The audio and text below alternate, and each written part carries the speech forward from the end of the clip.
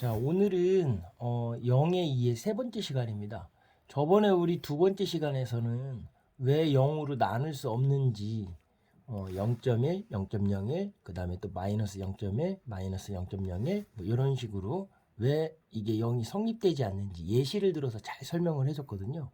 자, 그러면 0의 2의 세 번째 시간, 또 오늘은 어떤 이야기를 갖고 오셨나요? 네, 사실 저번에 저희가 결국은 결론은 뭐 어떤 수든 6 나누기 0이든 7 나누기 0이든 어떤 수든 0으로 나눴을 때 그것은 성립할 수 자체가 없다라는 게 결론이었잖아요.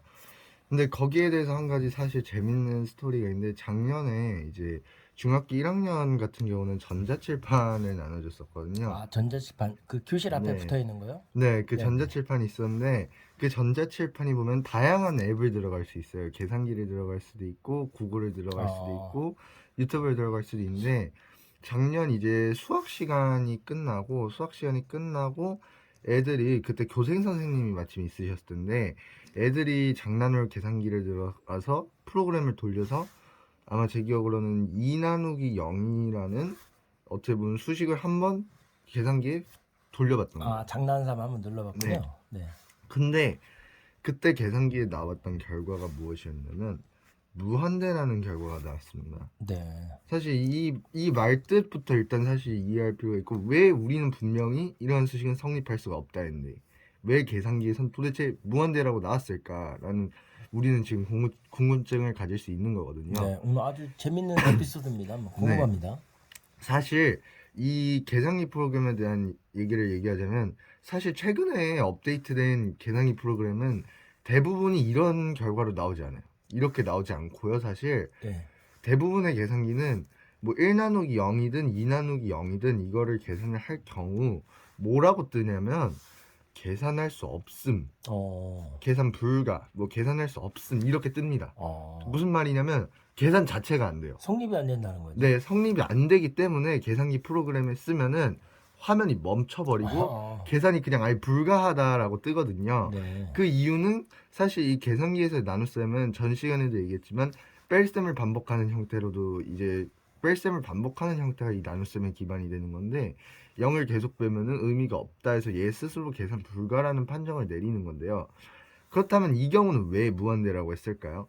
사실 저번 시간에 했던 얘기랑도 대부분 겹치는데, 1 나누기 0이라는 계산을 했을 때 이 계산 자체는 우리가 할 수가 없잖아요. 네. 왜냐면 0이라는 걸 나누는 건 성립할 수 없다는 걸 아는 상태니까 0에 점점 가까워지게 나눠보자 했던 개념이, 1 나누기 1은 1이지만 1 나누기 0.1, 즉 10분의 1로 나눴을 때 값은 10이 되고, 오히려 여기서 더 줄여서 0.01로 나누면 100이 되고, 여기서 0에 점점 가까워지면 가까워질수록 더 커지죠. 이상하게 나눠지는 수, 우리가 나누는 수를 재수라고 하거든요. 버릴 재자 써가지고 네.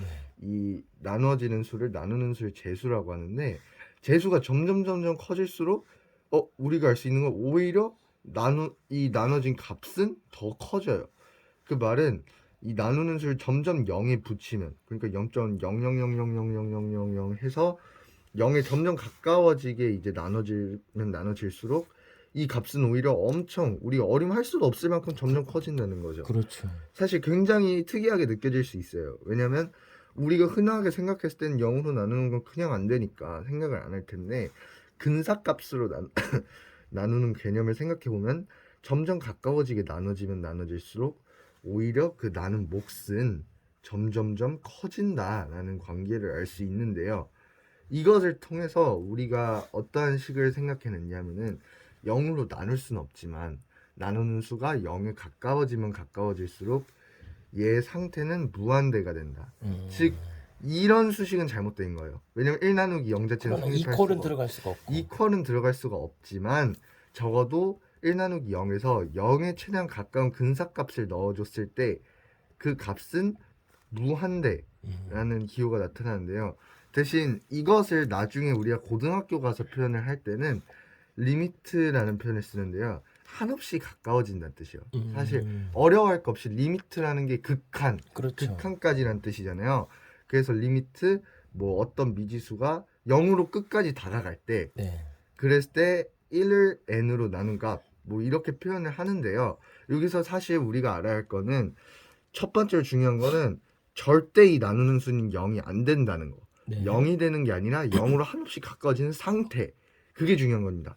0이 아니라 0으로 가까워지는 상태. 그게 사실 굉장히 큰 차이라는 걸 알아둬야 되고, 그 무한대는 숫자가 아닙니다. 네. 이 흔히 착각하는 게 있는데, 무한대는 그냥 크기를 알 수 없는 엄청 큰 수라고 생각하는 경우가 많은데요. 무한대는 한자 그 자체로 해석해도 그런 게 아니에요. 무한대란 무 없을 무 한이 한정할 때 한이고요. 대는 당연히 큰 대자인데요. 한정 없이 점점 커지는 상태예요. 네. 한정 없이. 즉 이 말은 이 수식에서 0으로 가까워지는 근사값을 나눴을 때 일정한 값이 나온다는 뜻이 아니라 점점점 커지는 상태를 커진다는 기호로 그- 나타난 네, 게 이 무한대 무한대라는 상징 표시고, 그다음에 리미트는 그럼 무한대랑 어떤 차이가 있을까요? 리미트는 우리는 흔히 네. 리미트 하면 아이들이 무조건 그냥 극한 이렇게 맞아요. 표현을 하는데요.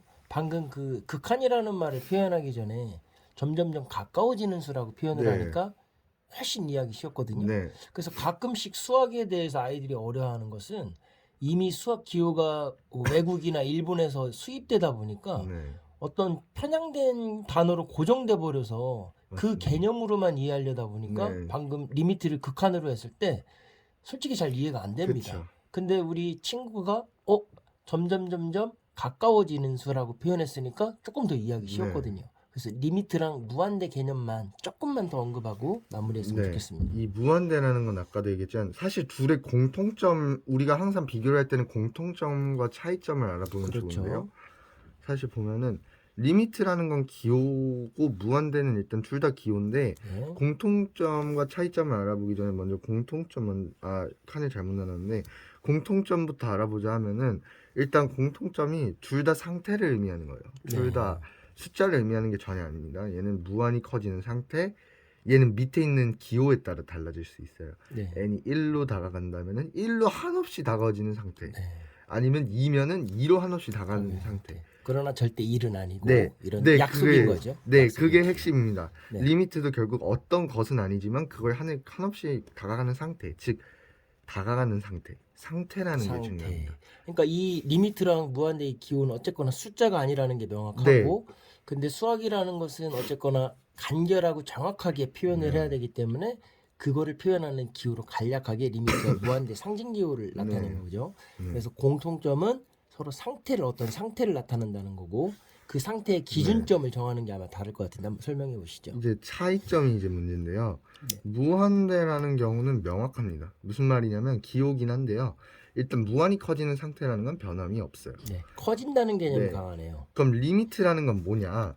리미트는 기호 중에서도 좀 더 연상 기호에 가깝다고 보는 게 맞는 게 그 이유가 뭐냐면 리미트 자체로는 그 의미가 성립할 수가 없어요. 네. 그 밑에 미지수가 붙어서 얘가 뭐 1로 다가갈 때, 그 옆에 수식 리미트가 2로 다가갈 때, x가 2로 다가갈 때 수식. 좀 더 어떤 의미냐면 무한대는 숫자는 아니지만 그 자체로의 의미가 완전히 성립돼 있는 상태예요. 네. 더 기준을 안 네. 두고. 그러나 리미트라는 거는 얘 자체로 어떤 하나의 의미를 가질 수는 없어요. 이 기호 자체는 물론 다가간다는 특징을 가지고 있지만 그 밑에 있는 문자, 기호들이 같이 있어줘야지만 얘의 의미가 완전하게 성립될 수 있다는 거기에 겁니다. 한정해서 그 네. 의미를 드러낼 수 있다. 그러니까 결국 차이점을 분류할 수 있는 건 무한대는 그 자체로 좀 더 쉽게 표현하자면 얘는 그 자체로 완전하지만 리미트는 어떤 같은 문자와 합쳐져야지만 완전한 의미를 가질 수 있다. 상황에 라고 따라서 얘기할 수 있습니다. 그거를 표현할 수 있는 기준점을 바꿀 수 있다. 네.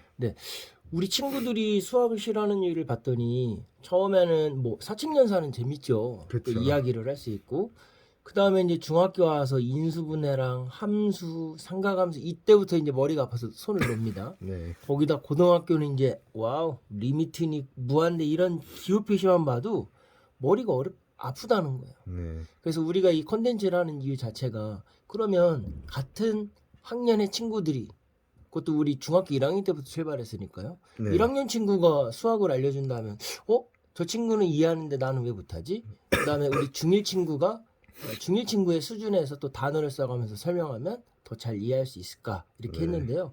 오늘 수업 너무 좋았습니다. 네. 이것도 어디 가서 자랑하고 싶을 정도로 0에 2에서 리미트와 무한, 그 다음에 공통점과 차이점을 들어서 의미를 명확하게 하는 것도 너무 좋았던 것 같습니다. 자, 수고하셨습니다. 수고하셨습니다. 네.